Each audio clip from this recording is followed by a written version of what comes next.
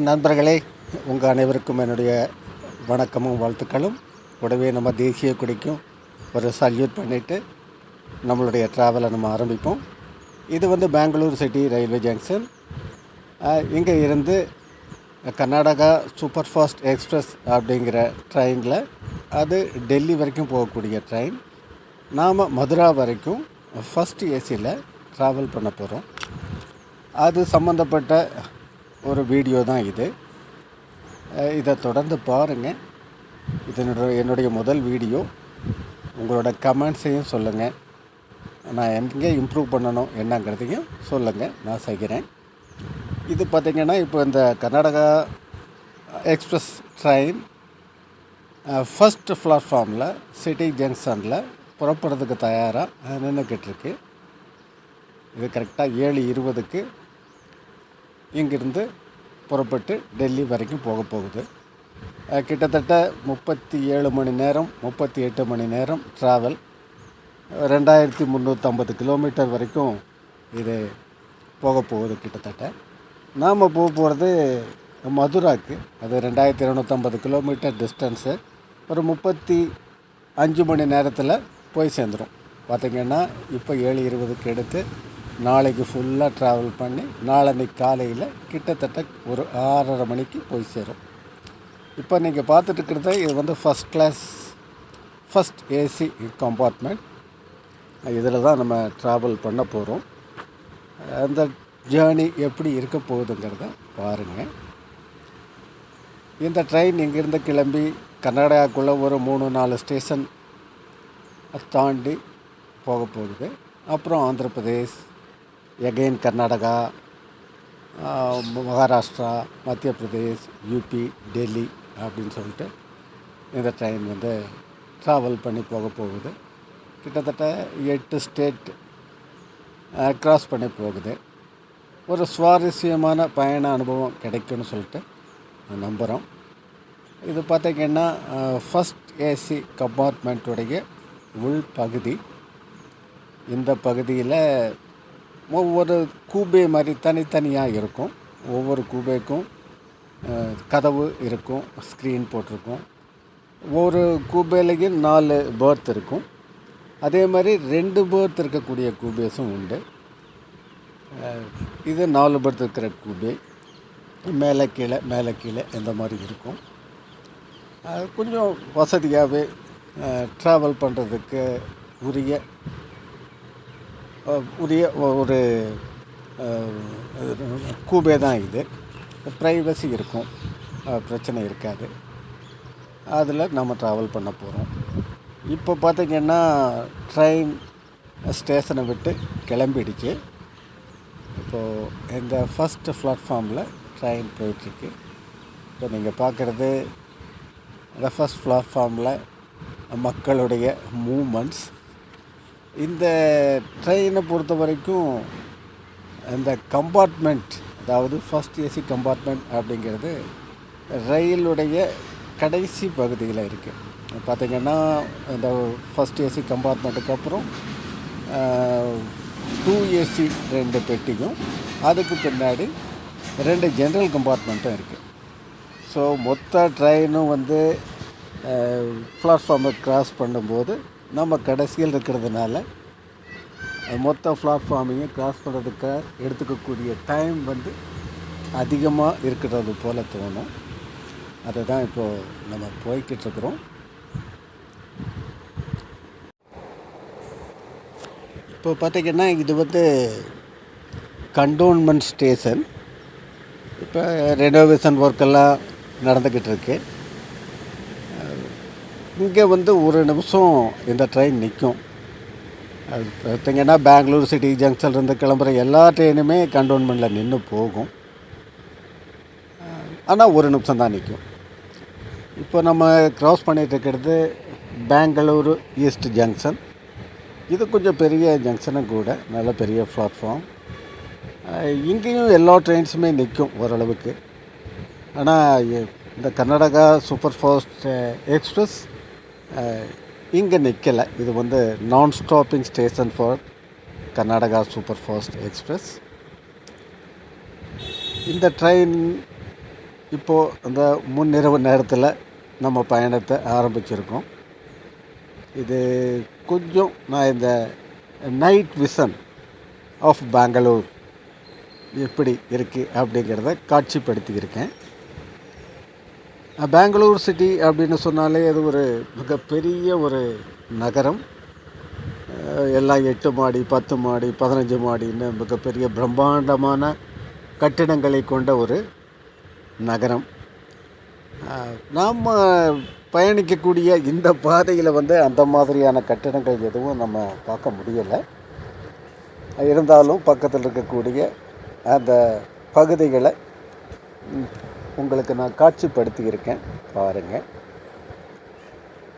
இதோடு இன்றைக்கி இந்த இரவு நேர பயணத்தை முடிச்சுக்க போகிறேன்னா, திரும்பவும் நாளைக்கு காலையில் நான் நைட் ட்ராவல் முடிச்சுட்டு திரும்பவும் நான் வீடியோவில் கண்டினியூ பண்ணுவேன். அது வரைக்கும் குட் நைட். இதோ மறுபடியும் காலையில் வந்துடுச்சு. இப்போ பார்த்திங்கன்னா நம்ம மகாராஷ்டிரா ஸ்டேட்டில் சோலாப்பூர் ஜங்ஷனில் இந்த ட்ரெயின் போயிட்டுருக்கு. இந்த ஜங்ஷனில் கிட்டத்தட்ட ஒரு 5 நிமிஷம் இந்த ட்ரெயின் நிற்கிது. இந்த சோலாப்பூர் ஜங்ஷன் அப்படிங்கிறது மகாராஷ்டிராவில் ஒரு பெரிய ஒரு நல்ல சொல்லிக்கக்கூடிய ஒரு சிட்டியும் கூட. சோலாப்பூர் அப்படிங்கிற பெயருக்கான காரணம்னு பார்த்திங்கனாக்கா, சோலா அப்படின்னா 16, பூர் அப்படின்னாக்கா வில்லேஜ். சோலாப்பூர் 16 கிராமங்களை கொண்ட 16 கிராமங்கள் உள்ளடக்கிய அந்த ஊர். அந்த 16 கிராமங்களும் சேர்ந்து தான் இந்த சோலாப்பூர் அப்படின்னு சொல்லிட்டு இந்த ஊருக்கு பேர் வச்சாங்க. இந்த ஊரில் டெக்ஸ்டைல்ஸ் கொஞ்சம் நல்ல தொழில். அது கூட பார்த்திங்கன்னா ஜமுக்காலம் அந்த தயாரிப்பு இந்த ஊரில் ரொம்ப அதிகமாக செய்யப்படக்கூடிய ஒன்று. இப்போ ஆக்சுவலாக பார்த்திங்கன்னா இந்த சோலாப்பூர் ஜங்ஷனை கடந்து நம்ம போகிறோம். இந்த ட்ரெயின் கிளம்புனதுலேருந்து நம்ம காட்சிப்படுத்தாத ஸ்டேஷன்ஸ் எல்லாம் இருக்குது இரவு நேரத்தில். அதில் பார்த்திங்கன்னா குறிப்பாக கர்நாடகாவிலேருந்து ஆந்திராவுக்குள்ளே நுழைஞ்சி, ஆந்திராவில் பார்த்திங்கன்னா இந்த சத்யசாய் பிரசாந்தி நிலையம், இந்த தர்மாவரம், ஆனந்தப்பூர், குண்டக்கல், மந்திராலயம் ரோட், இது எல்லாமே ஆந்திராவுக்குள்ளே வருது. இதையெல்லாம் நம்ம நைட் ட்ராவலிங்கில் கடந்து வந்திருக்கோம்.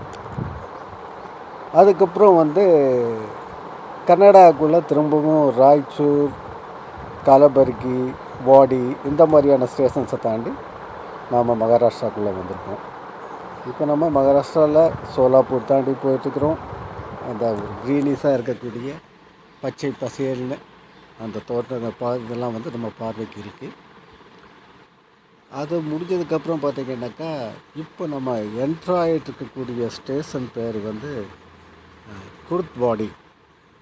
இந்த குருத்வாடிங்கிறதும் ஒரு சொல்லிக்கக்கூடிய அளவுக்கு இருக்கக்கூடிய ஒரு பெரிய ஸ்டேஷனும் கூட. இங்கே ஒரு 2 நிமிஷம் இந்த ட்ரெயின் நிற்கிது. இப்போது இங்கே இருந்து சீரடி போகிறதுக்கு இறங்கி போகிறதுக்கான ஒரு முதல் ஸ்டேஷன்னு சொல்லி நம்ம சொல்லலாம். ஆனால் இங்கேருந்து சீரடி கிட்டத்தட்ட 4லிருந்து 5 மணி நேர பயண தூரத்தில் இருக்குது. நம்ம தென்னிந்தியாவிலிருந்து வரவங்க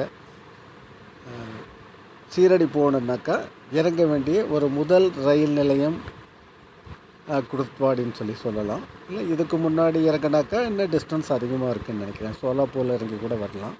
பட் எங்கே இருந்து இறங்கி போனால் கிட்டத்தட்ட ஒரு 5 மணி நேர பயண நேரத்தில் சீரடியை நாம் சென்றடையலாம். இப்போ குருத்வாடி ஜங்ஷன் ரொம்ப க்ளீனாக இருக்குது. காலையில் நேரத்தில் நல்லா சுத்தப்படுத்தியிருக்காங்க. இந்த ரயில்வே ஸ்டேஷனோட பேர் டான்.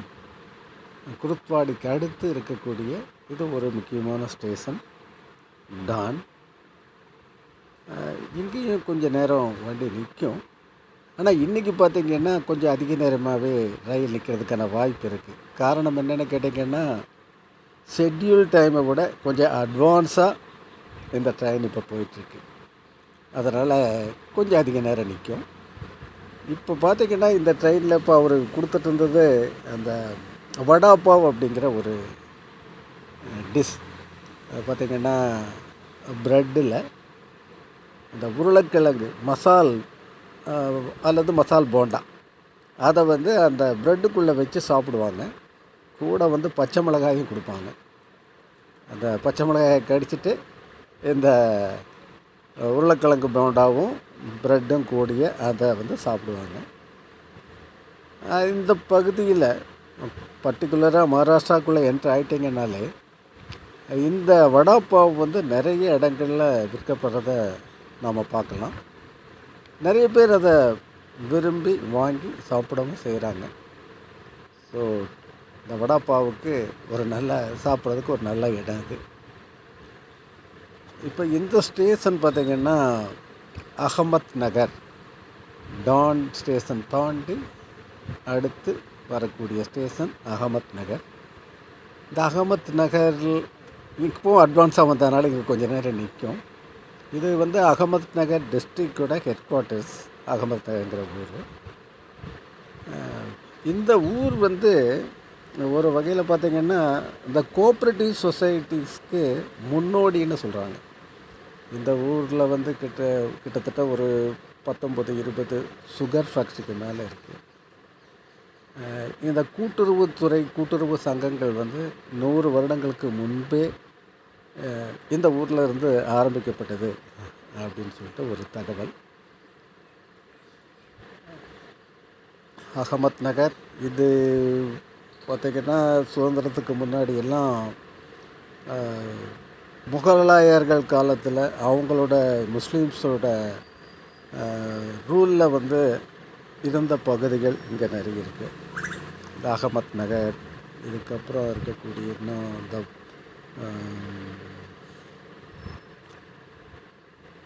இந்த பியலாப்பூர், கோபர்கான், இது மத்திய பிரதேசில் பர்ஹான்பூர், இந்த மாதிரி பகுதிகளெலாம் நிறைய அந்த முகலாயர்களோட ஆட்சியில் சிறப்பாக இருந்ததாக சொல்லப்படுது.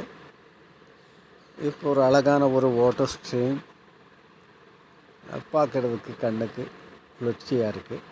அதை கடந்து நம்ம போயிட்டுருக்கோம். இந்த அகமத் நகர் ஜங்ஷன் தாண்டி அடுத்தது பெலாப்பூர்.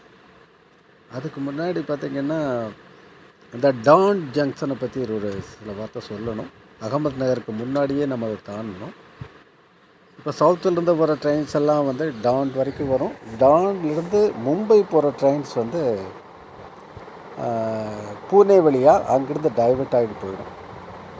இது மத்திய பிரதேஷ், போபால், டெல்லி போகிற ட்ரெயின்ஸ் வந்து கண்டினியூஸாக டான்லேருந்து அகமத் நகர் வழியாகவும் அடுத்து பேலாப்பூர், கோபர்கான், போபால் அப்படியே போயிட்டுருக்கோம். இப்போ நம்ம இந்த பேலாப்பூர் ஸ்டேஷனை க்ராஸ் பண்ணிகிட்ருக்கோம். இது ஒரு சின்ன ஸ்டேஷன்.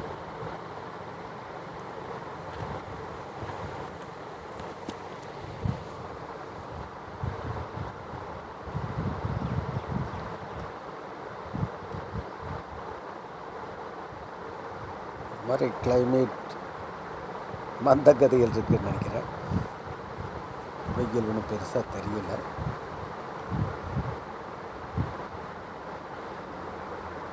நல்ல நீண்ட நடைபாதையை கொண்டிருக்கக்கூடிய ஒரு ஸ்டேஷன் தான் பெலாப்பூர். ஓகே, இப்போ நம்ம பெலாப்பூர் ஸ்டேஷன் தாண்டிட்டோம். பெலாப்பூருக்கு அடுத்தது பார்த்திங்கன்னா இந்த கோபர்கான். இந்த கோபர்கான்ங்கிறது வந்து ஒரு நீண்ட நெடிய பிளாட்ஃபார்மை இருக்கக்கூடிய ஒரு ஸ்டேஷன். என்னென்னு பார்த்திங்கன்னா ரொம்ப பெருசாக ஒரு பிஸியாக இருக்கிற மாதிரி தெரியலை. நல்ல பெரிய ஸ்டேஷனாக இருக்குது, பெரிய பிளாட்ஃபார்ம் இருக்குது. ஆனாலும் கூட ஒரு மக்களுடைய பரபரப்பு அப்படிங்கிறது வந்து இருக்கிற மாதிரி தெரில. மேபி இந்த நேரம் அப்படியா, இல்லை இந்த நேரத்தில் ரயில்களோட எண்ணிக்கை ரொம்ப குறைவாக இருக்கா, அதுதான் காரணமான்னு தெரியலை. பொதுவாக வந்து கொஞ்சம் பரபரப்பு, ரயில் நிலையங்களுக்கு உரிய அந்த பரபரப்பு குறைவாக இருக்கிற மாதிரி ஒரு ஃபீலிங். இப்போ பார்த்திங்கன்னா இந்த கோபர்கான் ஸ்டேஷன் வந்து நம்ம தாண்டிட்டோம்.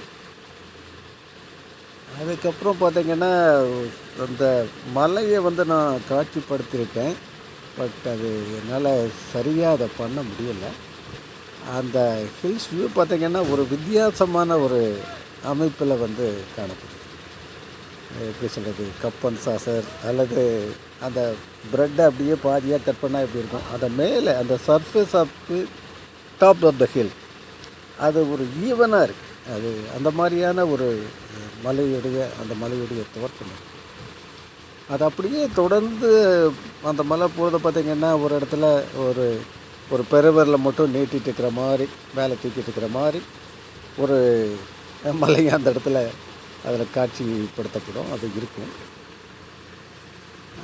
இது வேறு சில இதில் நான் பார்த்துருக்கேன். நல்லா என்னால் அது சரியாக உங்களுக்கு கொடுக்க முடியலை. அடுத்து இன்னொரு வாய்ப்பு ஏதாவது கிடச்சதுனாக்கா இதுக்குள்ள மிக தெளிவாக சிறப்பாக காண்பிக்கிறதுக்கு முயற்சி பண்ணுறேன். இந்த ஹில் வியூ என்ஜாய் பண்ணுங்க, நல்லாயிருக்கும்.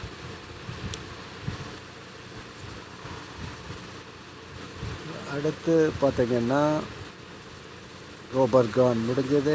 இந்த மான்மேட் அப்படிங்கிற ஜங்ஷனுக்கு நம்ம போக போகிறோம்.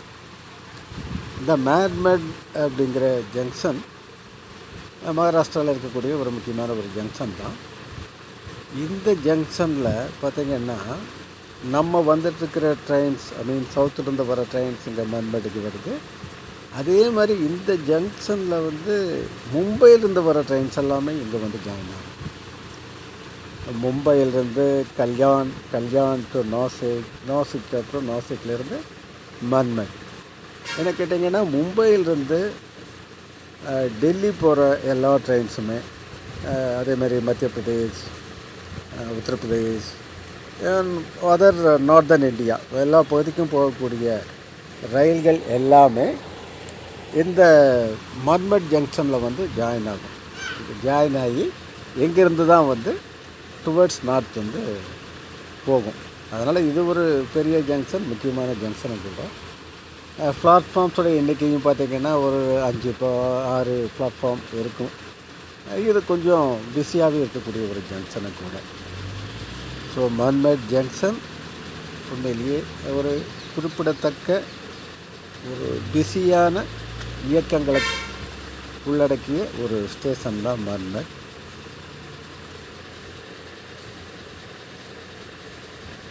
இப்போ மான்மேட் ஜங்ஷன்லேருந்து ட்ரெயின் மூவாக போகுது, மூவாயிடுச்சு.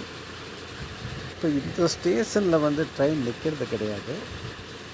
ஆக்சுவலியாக நன்கோன் அப்படின்னு சொல்லிட்டு இந்த ஸ்டேஷன் பேர். இது வந்து இந்த ஸ்டேஷன் வந்து நான் stopping for the Karnataka super fast express. ஆனால் இது ஒரு பெரிய ஜங்ஷன் தான். இப்போது ட்ரெயின் அந்த ஜங்ஷன்லேருந்து ஜங்ஷன் வழியாக போய்கிட்டுருக்கு. இது ஓரளவுக்கு மூமெண்ட்ஸு, மக்கள் நிறைய இருக்காங்க. நான்கோன் அப்படிங்கிற ஜங்ஷன் இது நான் ஸ்டாப்பிங் ஜங்ஷன். அதுக்கப்புறம் பார்த்திங்கன்னா ஜால்கான் அப்படிங்கிற ஒரு ஸ்டேஷன் அடுத்து நம்ம போகிறோம்.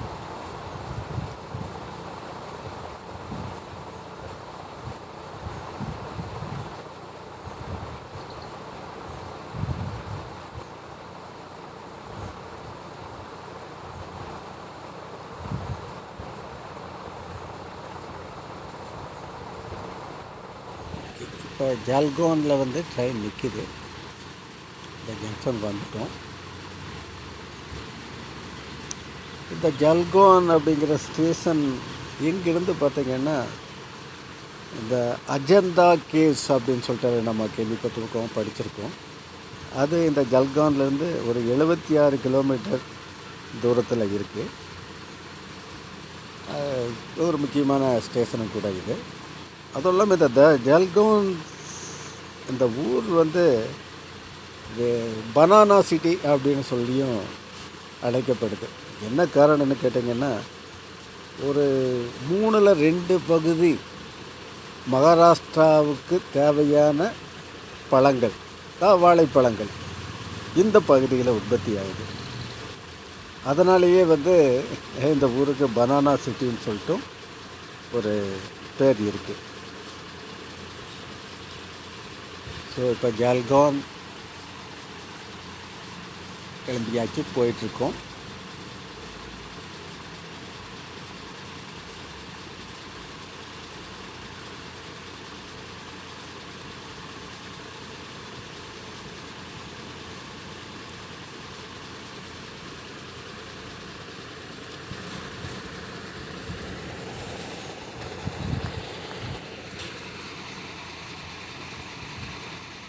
ஊரோட அமைப்பு பார்க்கும்போதே நல்ல பெரிய வீடு தெரியுது.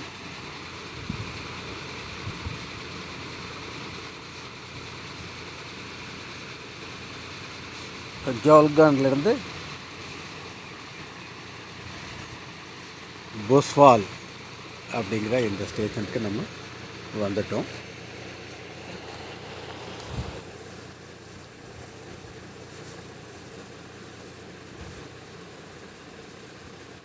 இந்த பூஸ்வால் ஜங்ஷனும் ஒரு பெரிய ஜங்ஷன். இந்த ஊரும் நிறைய ட்ரெயின்ஸ் வந்து போகக்கூடிய ஒரு ஊர் தான்.